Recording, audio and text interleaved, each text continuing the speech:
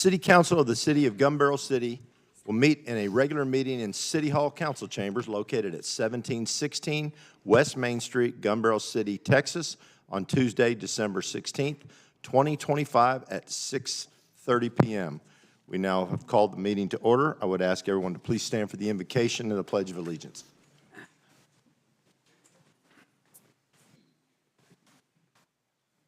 Dear Heavenly Father, thank you for this night, these citizens, these board members, and all of our city employees and first responders. Please give us wisdom, patience, and clarity as we go about our city's business. We always ask this in Jesus' name we pray. Amen. Amen. The pledge. I pledge allegiance to the flag of the United States of America and to the republic for which it stands, one nation, under God, indivisible, with liberty and justice for all. May be seated.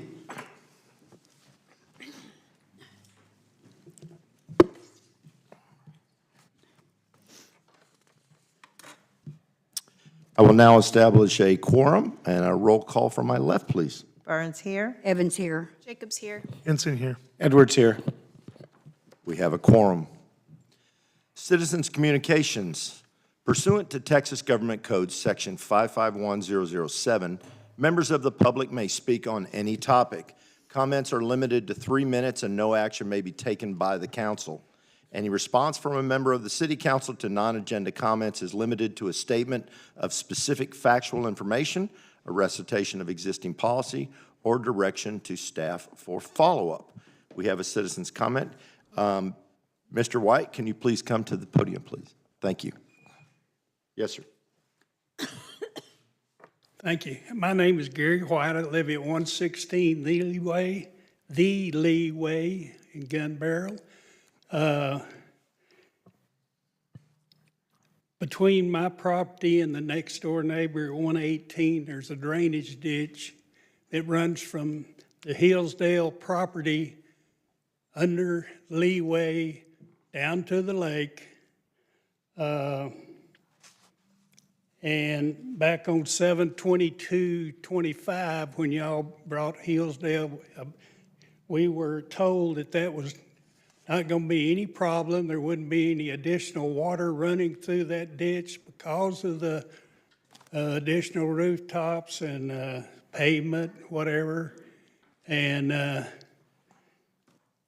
that ditch is full of mud today. And when he went in there and cleared all the vegetation off that property, and we had the rains in November, mud's just coming down. And over the year, we get, of course, that's the lowest point on Leeway. We get water runoff from both ends of Leeway, and then up north from the Hillsdale.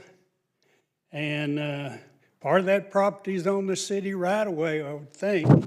That mud needs to be cleared out of there. And that pipe is full of mud. And over the years, we've been there since 1974. Over the years, that ditch used to be pretty well defined. But over the years of buildup, everything, the water runs off and it leaves all the debris and dirt and whatever, mud. And it's over the years it's built up. So, and it's I've had to spend a few dollars to protect my property, and I'm getting too old to do that anymore. So I just wanted to bring that to your attention, and hope we could get some relief. Because when springtime comes, I don't know how long it's going to take him to develop that property, but that dirt's going to continue to come down through there every time it rains. And I don't know what the spring's going to look like, but kind of concerned about it. Thank you. Thank you, Mr. White.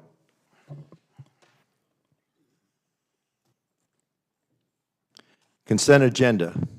6A, all matters listed under consent agenda are considered to be routine by the City Council and will be enacted by one motion. There will not be separate discussion of these items. If discussion is desired, that item will be removed from the consent agenda and will be considered separately. Consider approving the following reports. November 18th, 2025 regular meeting minutes, and the EDC September financials. Do I have a motion? I move that we accept the consent agenda as is. I have a motion. Do I have a second? Burns, second. If no further discussion, vote for my left, please. Burns, yes. Evans, yes. Jacobs, yes. Henson, yes. Edwards, yes. Consent agenda passes. New business. At this time, 7A, we would like to pin a new fire captain, so I will ask our fire chief, Colby McBride, to please come to the podium, come to the front.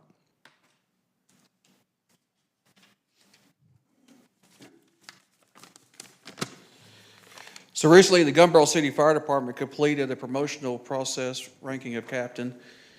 This process included a written and 2 oral board interviews. After a thorough evaluation, 1 candidate demonstrated the knowledge base and leadership qualities that we expect and demand in this role. It is an honor and a privilege at this time to promotion of Jace Garza, rank of captain. Please join us in congratulating Captain Garza on this well-deserved achievement.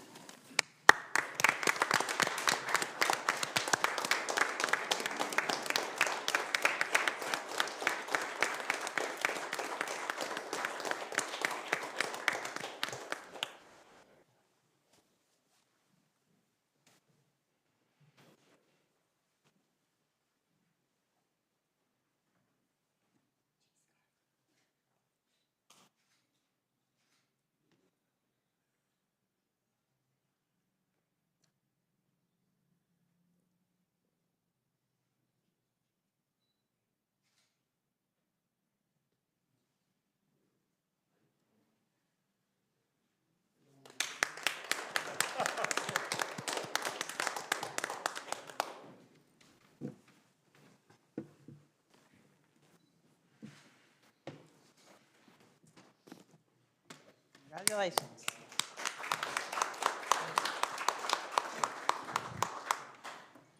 Captain Garza, congratulations from all of us here at City Hall. Appreciate your service very, very much. Moving on, new business 7B, a presentation of quarterly department reports, including building and code, fire, and streets and park and maintenance. Our first report will be given by building and code, Shannon Wiggins. If you'll come to the podium, please. Good evening. All right, my report is actually August, September, and October. I missed last month. I had a doctor's appointment, so sorry about that. Starting with code violations, we had 139 total violations, with 39 of those being weed control, followed by work with no permit, which is 27, and as you can see, trash and debris at 22. For code inspections, we had a total of 386 inspections, with 141 of those being building permits required, so work without a permit. 67 of those being trash and debris, 62, I'm sorry, that is right. And 62 being weed control. For the building department, we issued 253 permits. 80 of those permits were garage sales for those 3 months. We had 12 short-term rentals, 7 renewals, and 5 new short-term rentals. Also issued 5 certificate of occupancy permits. We had a total of 629 inspections, with 344 being building combo and 86 being electrical service inspections to get the power turned on. And that is about it. Any questions? Questions for Mr. Wiggins? Done. Thank you, Shannon. Thank you. Appreciate you. Next, our quarterly report will come from our Fire Chief, Colby McBride.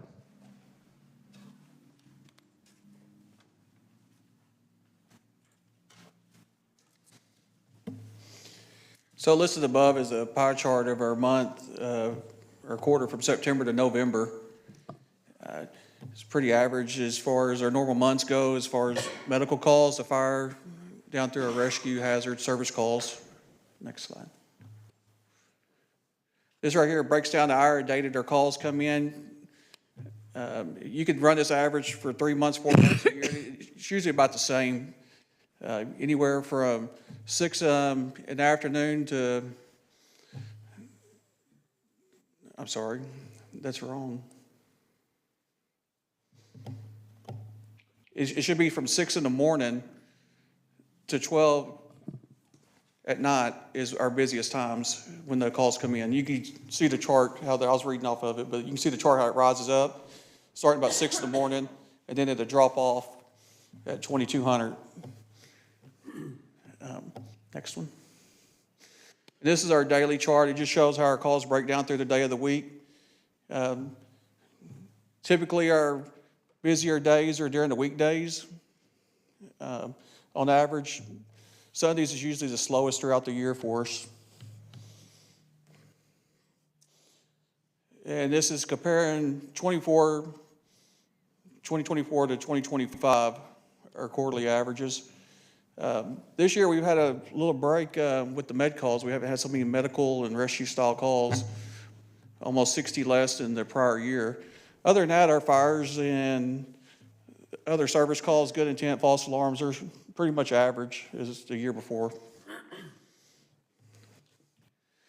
And we have added a new storm siren to Tamarack off of Christydale, replacing the old one that was in place. And this one's actually solar powered too. So, and everybody should know by now the toy drive that we ran this weekend. A few pictures here of people out, passing out toys, the mayor, some of our police officers, firemen. Here we're collecting toys at Walmart. The Grinch was probably the best of all of it. If anybody didn't get to see him with the vacuum cleaner, that was priceless out there walking. But all right, so since March, we've been working pretty hard with the new reporting process. And part of it is our pre-fire plans you can see listed here, where we're being dispatched to a call and it shows us en route to it. It shows us what type of house we're going to. And when we get in the truck, we just hit en route and it logs our times. On scene, clear. And this next one here is a breakdown of a pre-fire plan. And we did the community center on it to show everybody. And these are little tabs that we can click when we're en route to these calls. And it'll pull up where our Knox box is, the alarm panel, who to contact for emergency contacts for the building. It'll bring up pictures of the floor plans, pictures of the outside. And here's our floor plan of it. You click on the tab, the floor plan pops up to it. It'll have pictures inside of this that'll show our inside of our building. So each room will be numbered or named to match the floor plan. So you'll know exactly where you're at in the room from the outside. And here's another view on the back side of it. This one's limited to what we can show with it, but we're going to show a few features. Like there, you can see the pictures of the inside. A lot of this stuff, it really helps us navigate through the fires when we're inside, especially if we have to search. We already know what we're kind of getting into going into these buildings. So this is going to be the mapping of all of our businesses. Correct. Correct. We're going to go from one end of town to the other and add every business in there. And all of our trucks will have access to it. That way you're en route to the call, you can pull it up. So if it's any kind of hazardous materials or whatever, it's going to be listed for us to know before we get there. It's fixing to pull how we put them in up. And it's going to bring out more information. And on the next slide.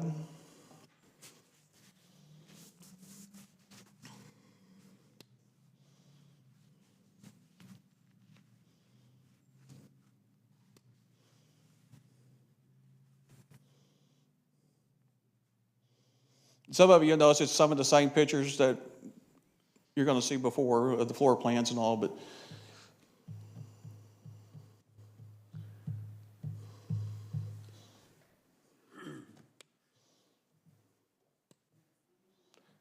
it should be 3 slides.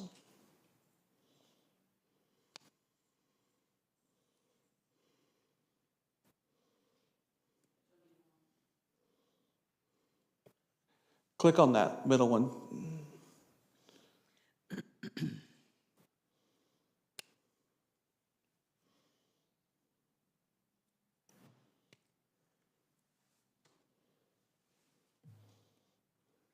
Give us just a second, let us watch the first part of it, because it's the same process. I was just gonna show you, you can go deeper into it to get more information coming into the building. Anyway, I'll explain. So that what the slide's gonna show, it's gonna break down to what kind of occupancy we're going to, how it's built, what it's made out of, as far as the construction material, metal, wood.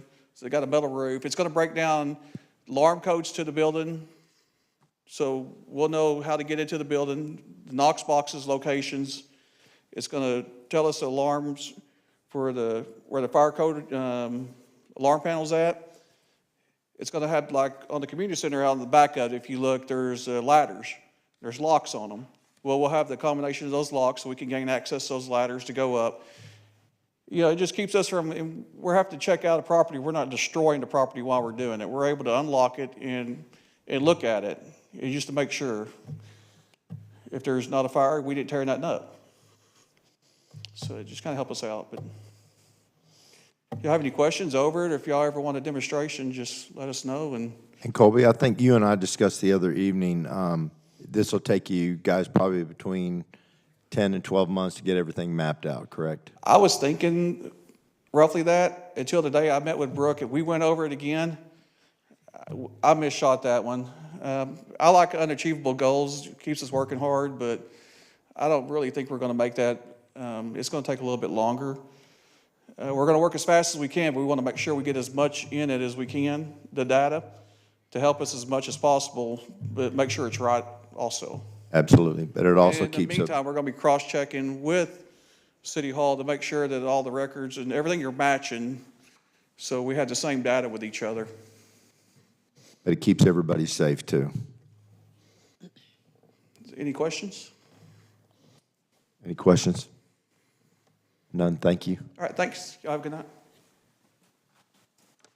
I want to thank too Chief Stevens and Colby McBride and all of our staff here too that took part in the Maybells Toy Drive. It's really an incredible event, and for those of you that have never been a part of it or don't know anything about it, it really is a great event, and I appreciate all of our staff that worked so hard to put that together. Our last quarterly report will be Streets, Park, and Maintenance. Mike Howell, please.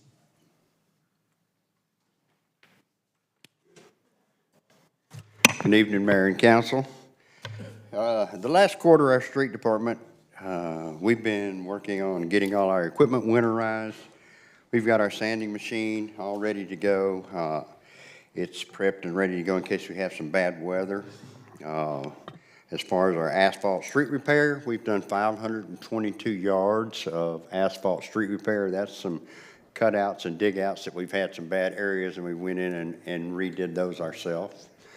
Also, last month, we had chip seal roads put in, done by a contractor that we had awarded to. We had Loon Bay Drive, Westview, and Valley View Drive, and then over in Tamarack also. We did a street over there. I'll show you the slide in a minute. In our ditch maintenance, we've done 180 linear feet so far. We've filled 1,481 potholes. So that's about what we've been averaging every quarter, around 1,400 to 1,500 potholes. We've installed 15 culverts for new residents. And then after the storm cleanup in November, we had 156 man-hours of cleaning up brush and debris and tree limbs that fell and things like that. And at that time, the community center was about 95% complete. And I'll show you photos of the trees and things that we planted. Yes, right there. You can see the chip seal roads that are, have been done. They're holding up real well. I'm really happy with the contractor that we used, and he stood behind them, and we worked with them, and we laid the roads out for them and put the base in and everything, and they came in and overlaid them with chip seal.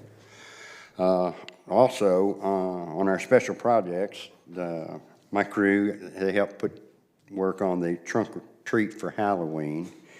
And also, we had an employee fish fry in November for Thanksgiving, which you can see on this one that Janet, I looked for pictures. I didn't have any pictures at all because Colby and the chief and I were busy cooking catfish for everybody, and no one took any pictures. So Janet happened to find one. She said, I have one. So we have a picture of our employee fish fry, which was a big hit, and catfish was awesome, you know, if I say so myself. And I really appreciate all the employees that attended, that brought sides and desserts and things like that, and helped make all this happen, okay? As far as also, if you'll pull up that slide again for me of all of them, if you'll notice in the bottom left corner there, we have the Perry weather system that was installed. Myself and my crew leader and one of my lead men also helped. We put it up together. We tested it and everything, and Angie has control of that, and we hear that thing go off every time a storm comes up. So, and I'm sure that it's almost as loud as our tornado sirens when you're sitting in your office and it goes off. I know the fire department, when they're asleep at night and that thing goes off, you know, it stands them straight up out of bed. But I just wanted to bring that up and show it to you. Okay, and then I'll move on to the park division. Anybody have any questions on the street department? Questions? None? Okay. The park crew's been taking care of the park and the grounds and things, and they've been mowing, getting things all winterized. The water lines, the water fountains and things like that, they've been getting those all ready. They installed new mulch on the playgrounds. If we go back to the slides there, I did have, yeah, you can see in the bottom center picture there, they put new mulch for the kids in the playground areas, which has really helped. It was down, you know, about 1 inch deep, and it was getting kind of hard, so went in and put about 3 inches of new mulch, fabricated mulch in there for the playgrounds, which helps a lot for the kids. And in the bottom left corner, you'll see the trees that the park department helped plant for the community center, and they look great. They did. They went in, and we had some mulch that we had saved over from some other projects, and we went in and remulched everything and covered them, and I think it looks really good. The lights have been repaired on the pickleball and tennis court. We've been having some problems with some timers on the things that weren't working, but I think we got that resolved now. And so the pickleball courts are ready for the Winter League, if they decide to have one, or in the spring, when the spring starts up, we'll be ready and prepared for that. So any questions? Any questions for Mike? Mike, do a great job. Thank you so much. Thank y'all. Appreciate it. 7C, consider and take action to adopt ordinance number O-2025-016, amending the site plan approval process to include a subdivision site plan permit and establish a fee. I will now read into the record the ordinance.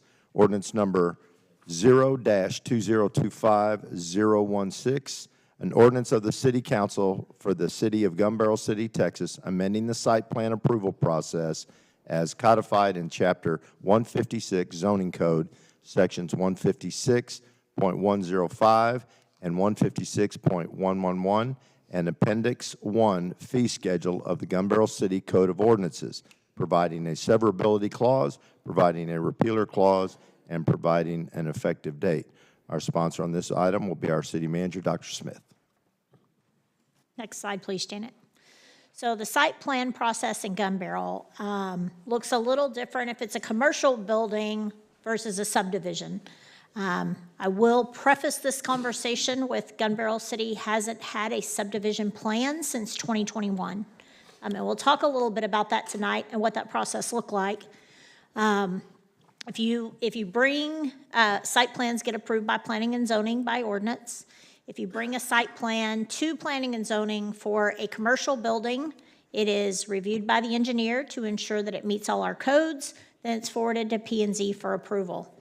The developer of that commercial building then submits a commercial building plan for plan review by our building inspector and obtains their permit application or their permit to go vertical with the building. HTO is a perfect example of that. They went exactly through this process.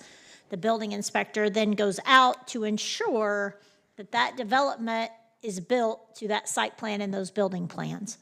And we have fees for commercial developments in our ordinances and in our appendix that outline and cover the time that we invest in doing that. That being said, for a subdivision, it looks very different. Frequently, when a subdivision goes in Gun Barrel, they would get a site plan approval. The engineer makes sure it is in line with the ordinances. P&Z approves that site plan. They need variances. They come to council. The site plan is then done by the developer. And they may not go verticals. In some cases, there may be lots. You look at many of these neighborhoods we have, they may have lots that don't go vertical for years, but they do put in streets and sidewalk and drainage and sometimes a fence around the property if it's a private neighborhood. And then they come for a subdivision site plan and they get a final plat. That final plat is then filed with Henderson County. And then once those individual lots are ready to be developed, then they get a residential permit to go vertical. And so Brittany, as city planner, and I started having some conversations in the last few weeks about, wait a minute, how do we make sure that all of this land work, this flat work, this development, the sidewalks, the roads, the drainage are done in compliance with the site plan that we just had the engineer help us make sure meets all of our codes. And so Gun Barrel doesn't have a process for that. So we started working on how do we get a process in place. Most larger cities have that. It's something that you don't really think about until you think about it and you need it. We probably wouldn't. I just happened to ask a question, hey, we want to outline next steps for the developer. What are those next steps? And I kind of got a few blank looks. So next slide, please, Janet.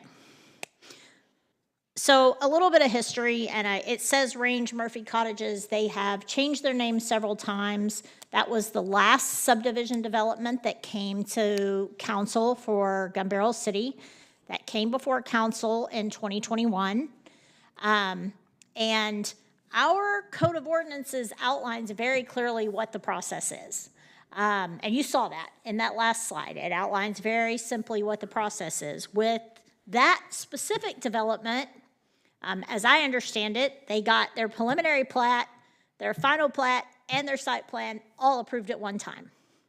And as you know, many of you, if you've ever been down there, it's very close to Lowe's. They have built a small section of street, the rollover curbs to help with drainage, sidewalks, and they immediately went vertical with houses.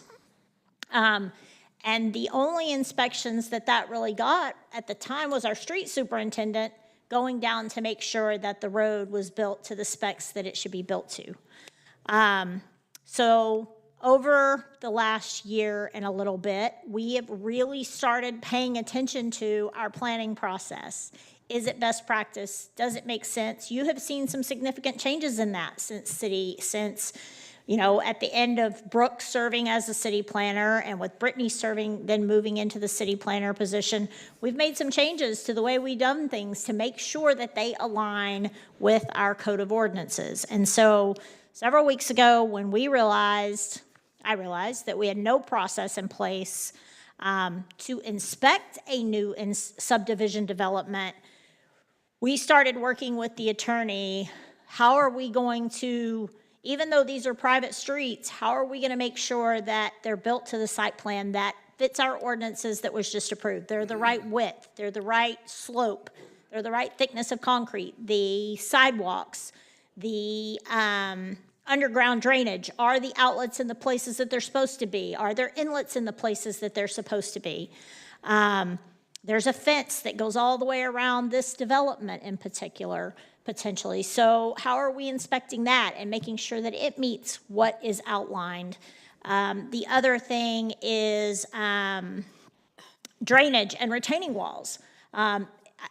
International Building Code, any retaining wall over 4 foot, we have to inspect. We don't have a method to do that. We're going to do that with the person building the retaining wall. They're doing that under a flat work permit because by law, we have to inspect those retaining walls. And so a lot of things started kind of circling as we got into the final steps of getting the new development approved, their site plan approved by P&Z. That happened last Monday night. And we already were working kind of on this process, and we informed the developer that we were. But basically what I did is work with the attorney to amend Chapter 156, Section 112, which is site plan approval, and amend Appendix 138. And that is the ordinance that was attached to your packet. Basically what we are ensuring is that the development is built to the site plan that was submitted and approved that fits our ordinances. And we do that a number of ways, right? Shannon is going to be able to look to make sure some things are done, that they're built. He's a building official, right? So he's going to be able to make sure the building official part of that is done. Our street department is going to go out and ensure the streets and sidewalks are built to the standard that is outlined in our ordinances. For drainage, we may have to have a drainage engineer come out and do that. And we partner frequently. We partnered recently with Bureau Veritas to come out and to help us with some fire inspections while we were in between chiefs and didn't have anybody that can do that. And those outside firms have people that come out and help you do this. In my past history, we had engineering assistants that went out. And it's really making sure the pipes are where they're supposed to be, they're the size they're supposed to be. Just ensuring that that site work is being done to the approved site plan. Next slide, please. So what we're asking for, what staff needs from council is really two-pronged. First is Brittany and I did a lot of research at other cities. There aren't a lot of cities close to us that have that. We also don't have a lot of cities building subdivisions right now, right? So we are in a relatively unique place. So we kind of looked at what some of the other people did. Some of them were extremely expensive. Some of them were more reasonable. And we kind of settled on $100 a lot, right? So if you had 30 lots, that's $3,000. What that does is help us cover the cost of either that engineering assistant or drainage engineer helping us review that, Shannon as building official being able to go out and do what he needs to do, our streets team, Paul being able to go out and do what they need to do. And we will have a range of people that certify, yes, this is built to the site plan. Yes, those things are in the right place. But the second thing that staff needs is guidance from council on how to handle the development that has already been through the site plan process. We didn't do this to punish that development. We did this because we realized there was a hole in our system, and we quickly needed to come up with a way to engage getting these inspections done. This development is already on the ground moving dirt. We had to make sure they stick to the tree plan and the whole 9 yards, and we're already moving dirt on that site. So we have some things we already have to catch up on. So we have one subdivision site plan that has already been approved by P&Z, and they are starting work. They have pulled, I believe, a flat work permit so that because they're going to start building retaining walls, and we do have to inspect those retaining walls. We just don't have a retaining wall permit, so something else we need to look at in the future. We did tell the developer prior to the site plan being approved, after the site plan was approved, days after the site plan approved, that we were working on this. And we do have another subdivision in the works, but they're not very far down the process yet. So they're not to the site plan process. They really are still trying to put together their preliminary plat. They kind of have a one-way dead-end street, and they have some work to do because they have to figure out a way to get traffic moving through that long neighborhood. Staff's recommendation, Brittany and I have talked a lot about it. She's here tonight. She's happy to answer any questions, would be to waive the fees for the development that's already been approved. Yes, Gun Barrel City is going to have to eat the expense of doing those inspections, but as your city manager, it's more important to me that we're doing the inspections and we're setting ourselves up for success with that development moving forward. It's not about trust. It's about checks and balances, and even the best design plan may have drainage issues in the future. We're not in any way guaranteeing we're never going to have drainage issues. What we're guaranteeing, what we're considering is the development being built to our building code? Really is what it boils down to.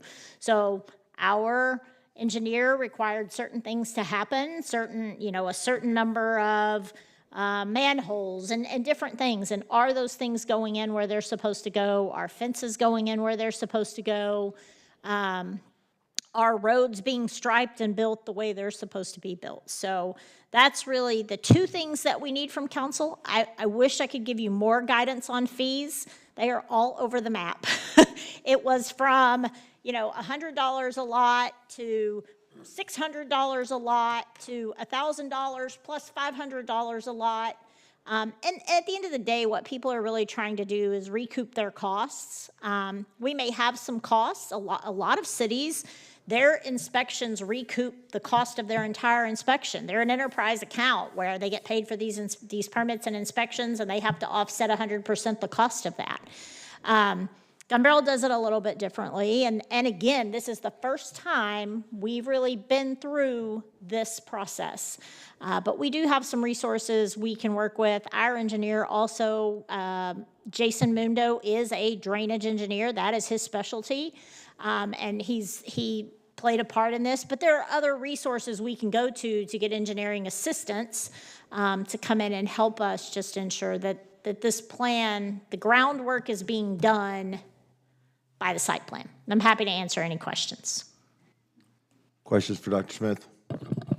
So you're saying that we've got one development that's in process, and yeah, they will grandfather that in because they're already where they're at, and anybody new that's coming in will play by these, what we're voting on, but everybody that's today. We're still going to play by these rules. We're just not going to charge a development that's already had their site plan approved a fee. Yes, yeah, We're still going to give them a permit, So you grandfather them in? the cost. Under the yes. yes, Yeah. okay. We're still going to, my request would be still require them to obtain the permit, allow us to work through this process, do the inspections. It's also That going is to give me, $0. it's also going to give me a lot better idea of really what it costs to manage this kind of project. But then get the permit, but waive the fee itself for that developer that's already had their site plan approved.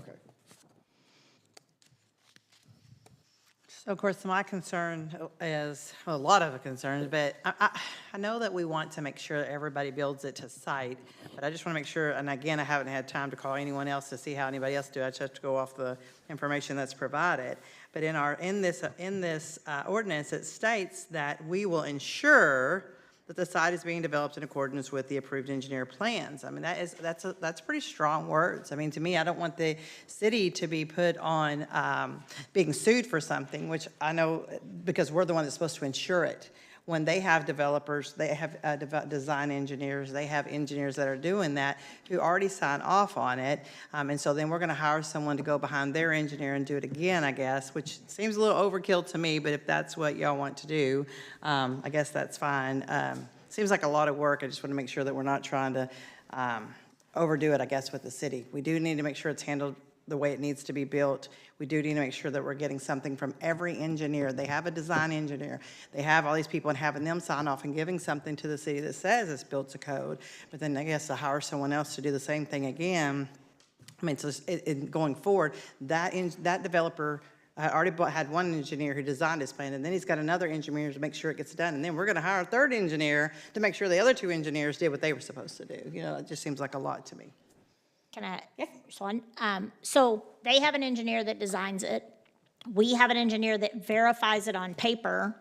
No one has an engineer to make sure that it goes into the ground the way it's drawn on the piece of paper. I disagree. Well, not according to the developer that I spoke to. He absolutely has a third party engineer who's been hired to come back to make sure. It's their responsibility. If something happens, it's on that engineer. So I can't fathom that an engineer would say it's going to be built to this grade and not verify that, because they're the one on the hook for that if that is not developed the way that they designed it to be, right? I mean, is that my understanding, unless I'm wrong with that? Anybody else have any? I mean, the way that I am understanding this is this is Gun Barrel's opportunity to go in and hold them accountable to what's on paper. That it I know, but I just actually don't want to be looks- harder to do business with than we already are, when they've already paid for 2 engineers, and now we're asking them to pay for a third engineer. Why would we not just accept their engineers' paper that says that this was built to the grade, or the, I don't know, whatever the engineer terms are, and then you get something on there? Because if something happens, if my house floods because they didn't do what they were supposed to do, then who am I looking to? Who am I calling? Who's that person? Well, I'm going to go back to that engineer who said it's built to code, it's built to specs, it's built to whatever. But if the city says I'm going to insure it, you better believe the city's going to be in my suit too. Because it's your job to insure it, because you're putting yourself in that position to insure it. I am going to sue you just as much as I'm going to sue that other engineer. So my question is that a neck that we're wanting to stick out for that? Maybe this is an item that we need to table until we've had a little more discussion. Don't get me wrong, I want these properties to be inspected. They need to be built the way we are. But with the people that, you know, the staff that goes out there that, I mean, of course, I know these are going to be private roads, but we want to make sure they're 26 feet wide and striped and, you know what I'm saying, things like that. So I want to make sure the developments are done. I just don't know to what, and I just don't like the verbiage that we're going to ensure that the site plan is being developed, because yes, while I know we want to ensure it in out here, but to say that, I just feel like we're putting ourselves out there for more. And then again, we're asking to pay for a third one now. Maybe it's not normal you hire an engineer to come out there at the It end. is not. I don't know. Most developers do not hire a third-party engineer, or say they've hired one third-party engineer to come make sure they build it by plans. That is not common. How would an engineer sign off on a guarantee, because I believe they do a guarantee, right, for a period of time, that drainage is not going to drain where it's not supposed to go? So who's responsible for that? I've never seen an engineer, it's just that, I've never seen an engineer guarantee that drainage isn't going to go where it's not supposed to go. What you're verifying is that by the plans, if the pipe says it's here, that the pipe is the size that it says it's going to be, and that it is located where it is on the plans. But it's my understanding that if the water doesn't drain the way it's supposed to drain, then that engineer is responsible. Is that not true?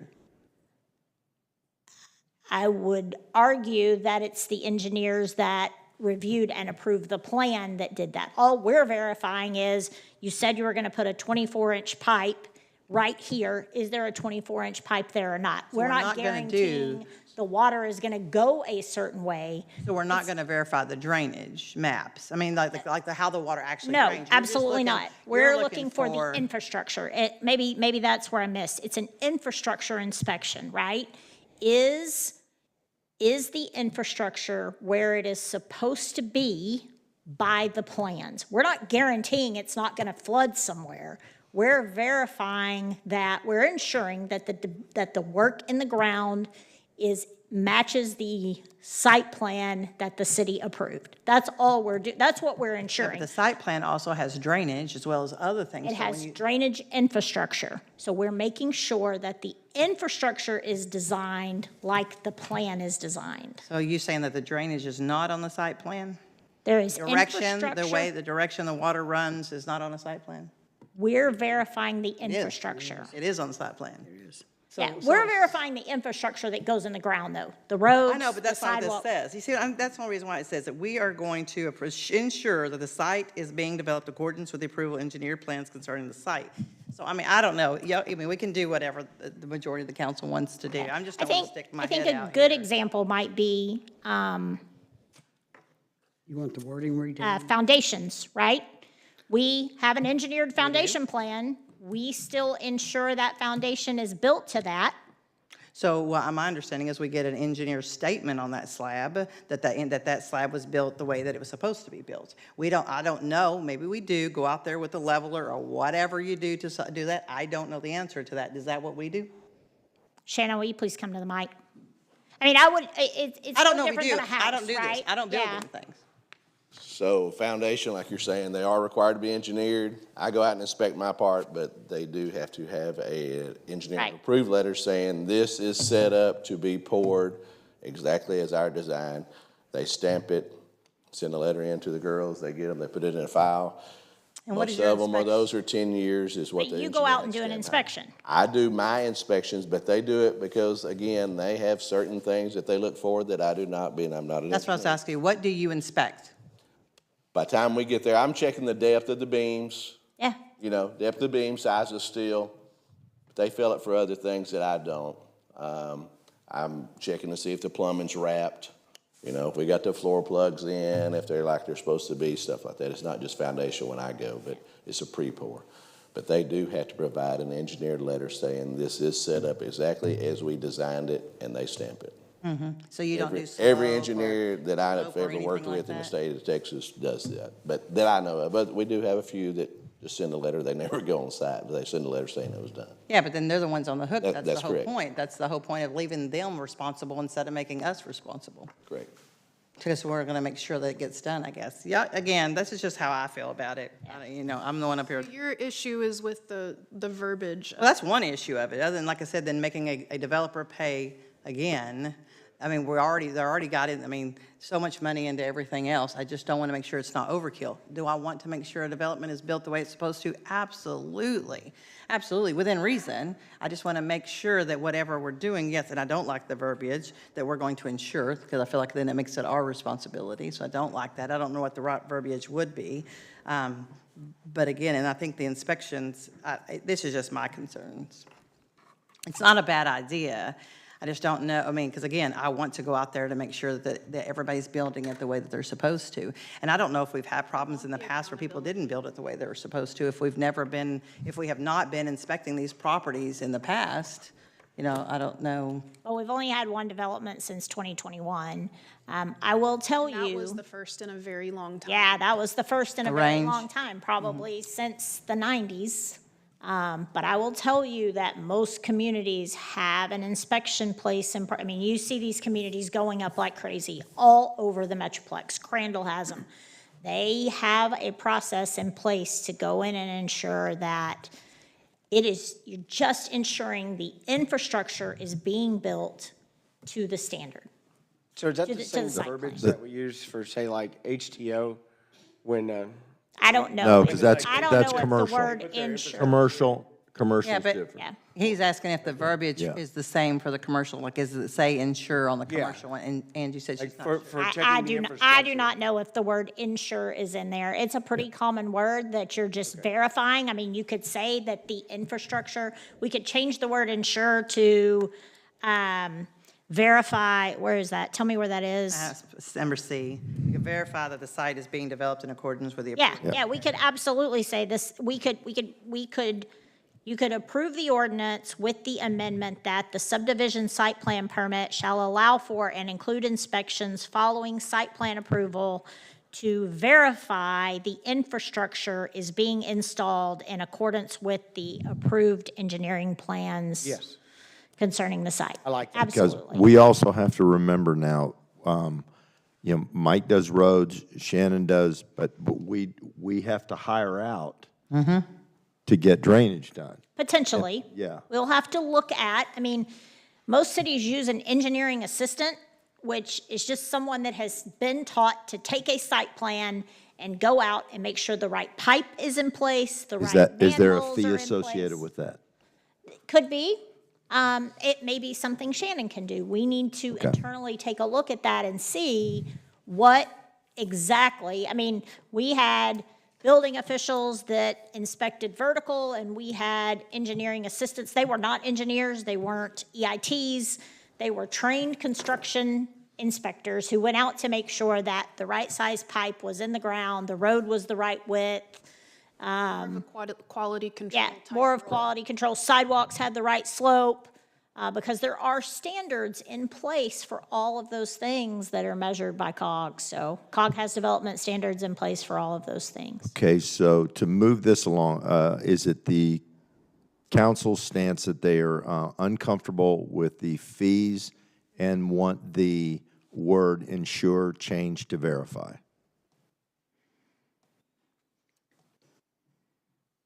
I'm good with changing the verbiage to verify.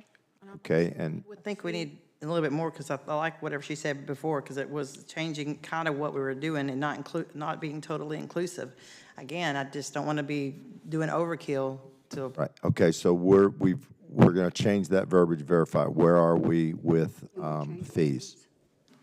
This is a proposed ordinance. Yeah, it is proposed. We place, yeah. can, that even this in is a relatively minor change. It's not a major change if council is comfortable with it. I think what you would do, my recommendation would be to change the verbiage in D. A subdivision site plan permit must be obtained prior to the, wait a minute, where are we? Was it C? The subdivision site plan permit shall allow for and include inspections following site plan approval to verify the site is being developed in accordance with the approved engineering plans. Or verify the infrastructure. You could change ensure the site and change it to verify the infrastructure is being developed in accordance with the approved engineering plans. And if council so suits, that is a minor change in wording that wouldn't necessarily, a major change would require it coming back to city council for approval, but that would be a minor change if you want to do that. I'm good either way. It was a problem. We have to find a solution to it. Not every developer hires an engineer to come out and approve their work. And again, that's their check and balance. What is the city's that it was? We have a requirement to make sure that site is developed the way we approved it to be developed. Sure. Now, it also says in here, and establish a fee. So where are we on the fee? So we have never charged anyone a permit fee? Because they've never inspected a premises before, is what I'm We've only told. had one development, recent development, that was 2022. There was no permit. This would be a new fee for this is a brand-new permit. It's a subdivision site plan permit. And just because they have started, you want to waive that fee? That would just be staff's recommendation. I got some feedback from different folks that said, hey, they're already approved. Maybe that was a process, but that, again, is for council to decide. One, approve the ordinance. Two, give staff direction on a development that's already had their site plan approved. Yeah, if they've already had their site plan approved, zero fee for that. But anybody moving forward, any new development would have to go through this new process. Yes. so- Everybody will go through the process, but Well, you know what I the mean. fee is The new what fee, would the new fee, potentially be sorry. waived. So I think that's what I'm trying to move along here is are you good with that fee schedule? Yes. Yes. I'm not going to vote for it, so Okay. I think it needs more homework. This? Okay, so do I have a motion?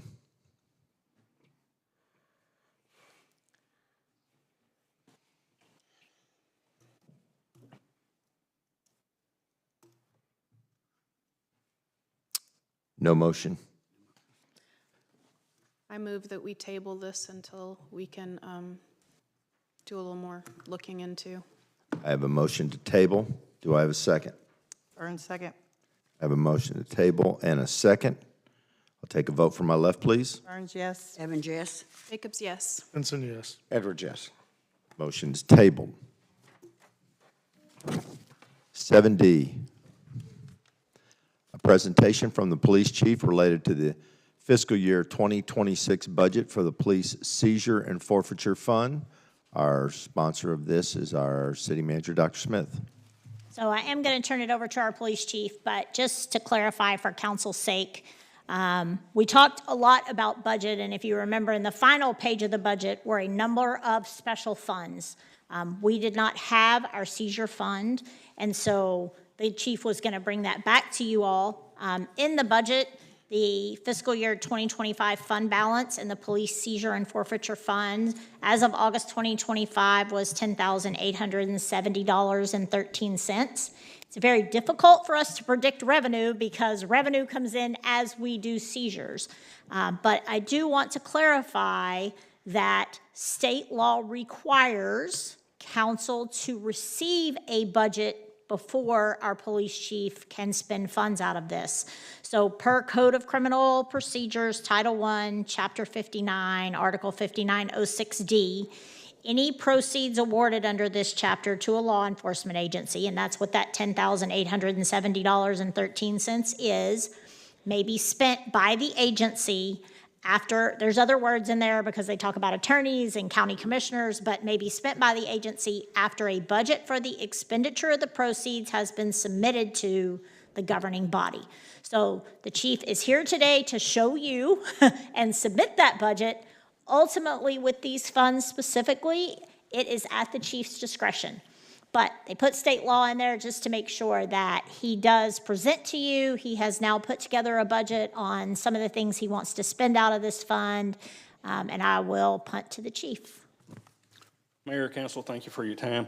What we're looking at is approximately $5,079. It's actually probably going to be a little bit more than that, but some of the shipping and stuff, that's actually the prices on it. The uniform patches, we're out of patches, so we need to order patches in order to get new uniforms. We've got new officers coming in. I'm not a big proponent of giving new officers used uniforms because they usually wear them for a month and they got to be replaced anyway. So we've got 4 new officers that are coming in that we need uniforms for. We've got officers that have been here that have been in the same uniforms they've got for 2 years that need to be replaced. So we got some uniform stuff we need to do. The humane nylon squad restraints, those are leg restraints for people that are trying to kick out the back windows or trying to do something while they're in the car. It wraps around their leg, it sticks outside the door, we shut the door, that way their legs are restrained, they can't kick out our windows and do stuff. The restraint belt and the max security handcuffs, that's the belt restraint with the handcuffs that are in front of them for long distance transports from one facility to the next, or if we're transporting somebody from here to Terrell State Hospital, they're not sitting in the back of our car for an hour, hour and a half with their hands behind their back handcuffed. The leg restraints are the same thing. We got somebody that likes to run from us. We got leg restraints or handcuffs basically for your ankles. It's got a chain about this long where they can still walk. The antennas, those antennas are for the top of our squad cars for our mobile radios. All of them that we have are currently broke from going through the car wash. The new antennas that we're getting, you can literally bend them over to the top of the car and they don't break. 2 of those antenna cables, we got 2 vehicles that don't even have radios in them that we need cables, antenna cables for when the radios come in. We live on a lake, so we got people every now and then for some unknown reason decide to jump off a bridge. And then when they hit the water, they realize, hey, we probably shouldn't have done that. Well, my officers are not allowed to jump over the bridge after them due to safety reasons, rebar, other things in the water. So these throw bags is basically a 100-foot rope with a flotation device on the end of it that'll be in each one of our squad cars so they can do. The Overton 4-pack life jackets. Back in the 90s when I worked here, every car we had a life jacket in it, and we had the big donut buoys that you could chunk out there. Well, we're not getting the big donut buoys. We don't have room for them. So that's 3-pack, 4 life jackets each. So each one of our squad cars will have life jackets in it in case the fire department gets deployed with the boat and they need an officer for whatever reason to go with them. We've already got life jackets in the cars, or if we're working on the bridge, working something, you know, whatever the case may be, we'll have life jackets for each officer that's out there if they need them.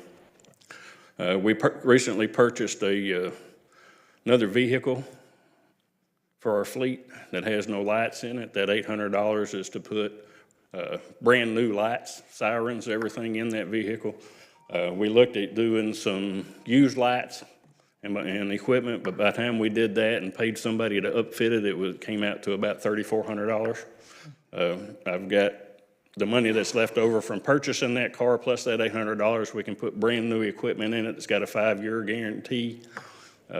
So that way we're not putting used equipment in it, because once we buy it, if it goes out tomorrow, it's not guaranteed. So with that being said, it's probably going to be about $5,200, somewhere right around there. Any questions? Questions for Chief?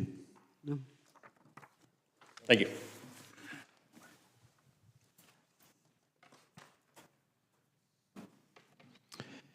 Economic Development, 8A, first reading of resolution number R-2025-013, approving a performance agreement and project by and between the Gun Barrel City Economic Development Corporation and LPLC Holdings LLC to provide financial assistance in an amount not to exceed $25,000. I will read into the resolution. Number R-2025-013, a resolution of the City Council of the City of Gun Barrel City, Texas, approving a performance agreement and project by and between the Gun Barrel City Economic Development Corporation and LPLC Holdings LLC, a Texas limited liability company, to provide financial assistance in an amount not to exceed $25,000 for economic development purposes and providing for an immediate effective date. Our sponsor on this agenda item will be our EDC Director, Charles Houck. Yes, thank you, Mayor. Mayor and Council, Lance Popham is the gentleman I've been working with who represents LPLC Holdings. Lance Popham is a hometown guy. He went to Maybank ISD. He was an Army veteran. He owns and has invested in several buildings in Gun Barrel City. He owns Cedar Creek Clinic over here on 334. He owns Cedar Creek Cosmo at 426 Gun Barrel Lane. And then he's bought the property at 410 Gun Barrel Lane. Renovated that building and is going to, renovated it as a medical office building and is going to open a physical therapy practice in that building. It'll be staffed with 3 to 4 physical therapists and plus a receptionist to start with. When I first got here, Lance walked in, he put 3 applications in front of me. He has done a lot of different work to all 3 of these properties. A lot of that work was already done, including the total gut and renovation of this 410 building. Put a lot of work into 426, and I can't remember the address over here at Cedar Creek Clinic, but he totally renovated the inside of that building to the tune of about $300,000 that he invested. Because all that work was done, because he got his application to us when he did, those projects are ineligible for any economic development assistance. So as I looked through the material, the only project that he had left that was eligible was this paving project. And so he's going to take the parking lot that sits between 410 and 426, and there's a diagram in your packet, and repave that in asphalt. That project's a $55,400 project, and he's asking for a $25,000 reimbursement grant, which the board approved at their last meeting. And I'm asking for approval from the council on that. And I'm here for questions if you have them. Questions? No. This is just our first reading, is that correct? That's right. It'll come back next month as well. No questions? Thank you. 8B, first reading of resolution number R-2025-014, approving a performance agreement and project by and between the Gun Barrel City Economic Development Corporation and Mosier Contracting, Inc. to provide financial assistance in an amount not to exceed $85,000. I'll read into the record the resolution number R-2025-014, a resolution of the City Council of the City of Gun Barrel City, Texas, approving a performance agreement and project by and between the Gun Barrel City Economic Development Corporation and Mosier Contracting, Inc., a Texas corporation, to provide financial assistance in an amount not to exceed $85,000 for economic development purposes and providing for an immediate effective date. Again, our sponsor on this is our EDC Director, Charles Houck. Yes, on this one, Matt Mosier is here, down in the gallery there, and he owns Mosier Contracting, Inc., doing business as Mosier's Kitchen and Bath Design Center. He applied for the incentive to purchase and renovate the old Eagle Auto Parts building. That address is 235 Gun Barrel Lane. He's got his business in Maybank now. He's intending to move a business line of that into this renovated building to house a showroom and sales office, which is going to have, we put in the contract, 4 full-time employees and taxable sales of at least $500,000 in that building.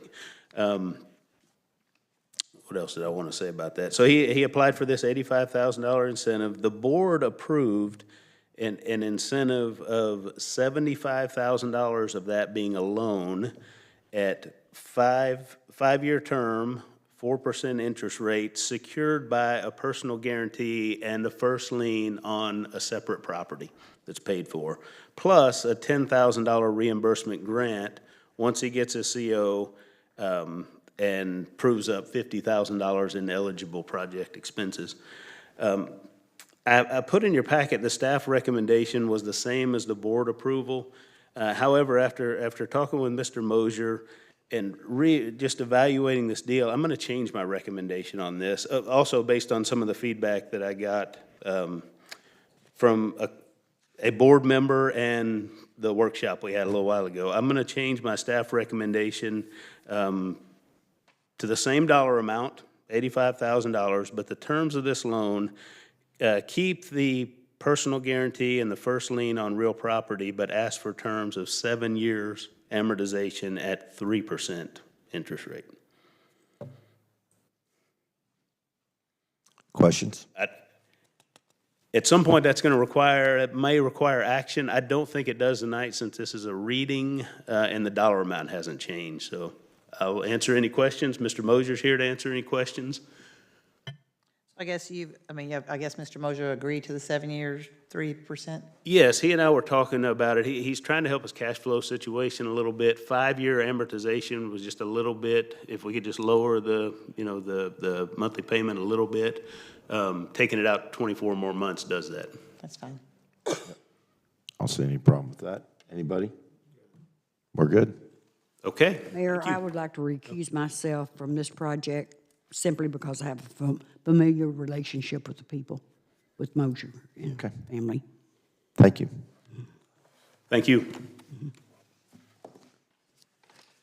If no further information or business, I want to wish everyone a great holiday and a Merry Christmas and a safe and Happy New Year. This meeting is adjourned.